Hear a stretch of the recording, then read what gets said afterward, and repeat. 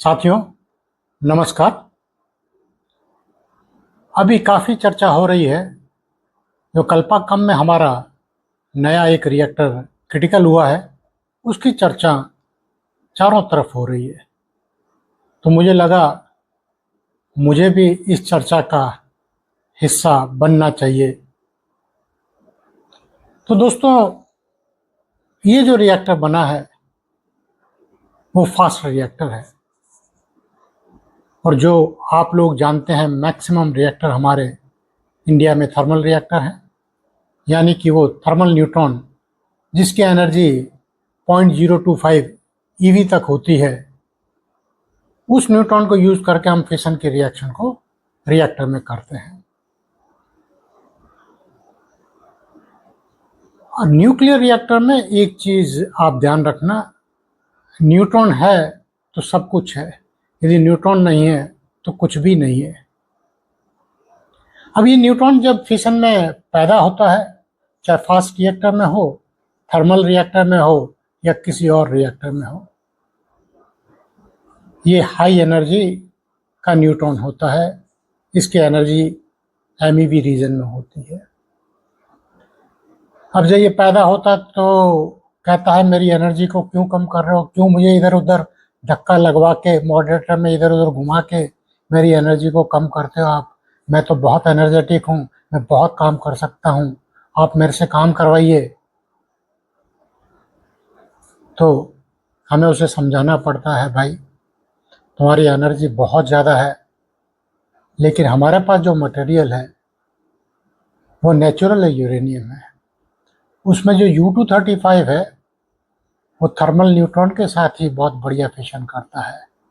यदि मैंने आपकी एनर्जी बहुत ज़्यादा रख दी तो मेरा जो फिशन की प्रोबेबिलिटी है वो कम हो जाएगी और मेरा रिएक्शन होगा ही नहीं, और मैं रिएक्टर क्रिटिकल ही नहीं बना पाऊंगा।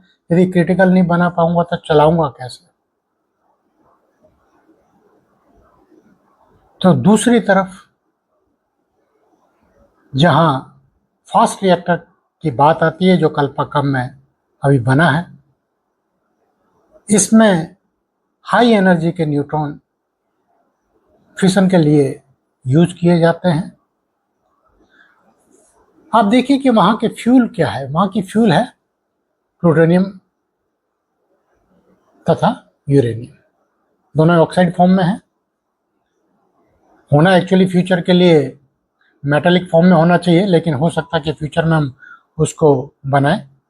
फिशन से जो न्यूट्रॉन जनरेट करते हैं वो हर फिशन में करीब 3 के आसपास न्यूट्रॉन जनरेट कर पाते हैं। इसका मतलब एक फिशन 3 न्यूट्रॉन आपको दे रहा है। एक न्यूट्रॉन तो आप अगली चेन रिएक्शन के लिए रख लेंगे जिससे आपका रिएक्टर चलता रहे। दूसरा न्यूट्रॉन आपके जो फर्टाइल एटम है, जो कि थोरियम भी हो सकता है और यूरेनियम 238 भी हो सकता है, उसमें एब्जॉर्ब होके आपकी फ्यूचर की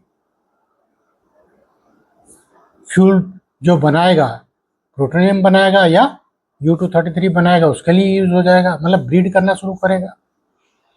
और तीसरा जो न्यूट्रॉन मेरे पास बचेगा वो एक्स्ट्रा न्यूट्रॉन है। हमारे रिएक्टर में जो भी हाई हाफ लाइफ के एक्टिनाइड्स हैं, न्यूट्रॉन जब एब्जॉर्ब कर लेगा तो इन एक्टिनाइड को शॉर्ट हाफ लाइफ में कन्वर्ट कर देगा।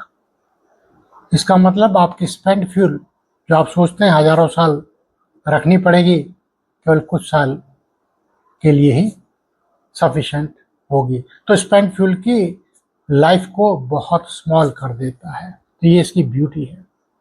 तो फास्ट रिएक्टर जो आपने बनाया है अभी, वो थोरियम रिएक्टर नहीं है, वो फास्ट रिएक्टर है और सबसे बढ़िया प्लूटोनियम जनरेशन करने का रिएक्टर है। तो हमारे ये रिएक्टर जो फास्ट रिएक्टर बनाया है उसका पर्पज है हम प्लूटोनियम जनरेट करें और बहुत जल्दी पैदा करें। थोरियम रिएक्टर तभी कहलाएगा जब इसमें थोरियम की फ्यूल यूज की जाएगी। फिलहाल हम थोरियम फ्यूल यूज नहीं कर रहे हैं, जब करेंगे तभी ये थोरियम रिएक्टर कहलाएगा। फिलहाल तो ये फास्ट रिएक्टर ही कहलाएगा। तो इसके एडवांटेज क्या क्या हैं? इसके एडवांटेज है कि कोर की साइज बहुत छोटी होगी। क्यों छोटी होगी? क्योंकि उसमें न्यूट्रॉन को थर्मलाइज करना ही नहीं है आपको, तो कोर की साइज बहुत स्मॉल हो जाएगी।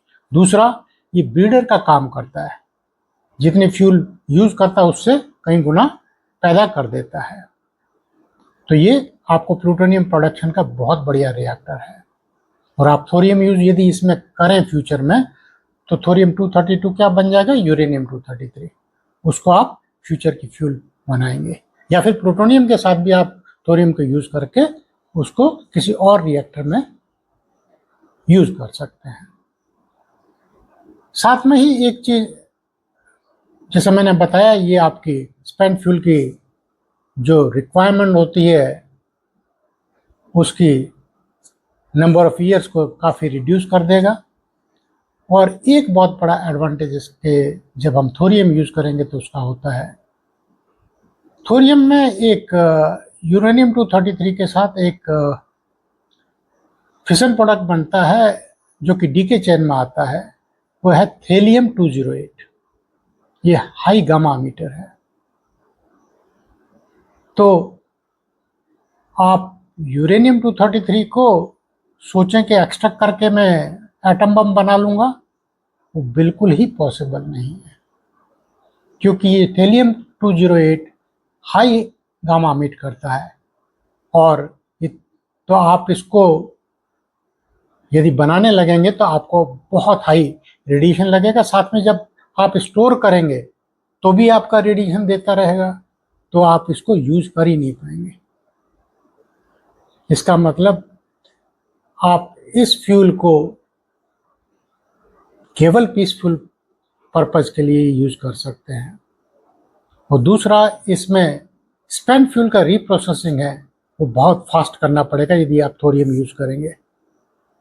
आप चाहेंगे कि आप स्पेंट फ्यूल रीप्रोसेसिंग आपके इस फास्ट रिएक्टर के पास ही हो, जिससे कि आप रीप्रोसेस जल्दी करें, जिससे कि थेलियम 208 का प्रोडक्शन कम से कम हो, और इसको फिर आप नया फ्यूल बंडल बना के कोर में लोड कर सकें।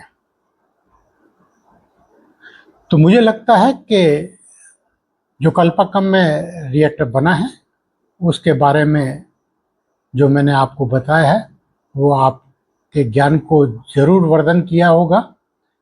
Thank you very much. इस वीडियो को पूरा देखने के लिए आपका आभार, शुक्रिया तथा धन्यवाद। हमारी इस कोशिश को 1 से 10 के बीच में रेट कर कमेंट में अपनी रेटिंग जरूर डालें। आपकी रेटिंग से हमें आपको न्यूक्लियर इंडस्ट्री से जुड़े कौन से विषय पसंद आते हैं इसके बारे में जानकारी मिलती है, अतः आपकी रेटिंग का हमें इंतजार रहेगा।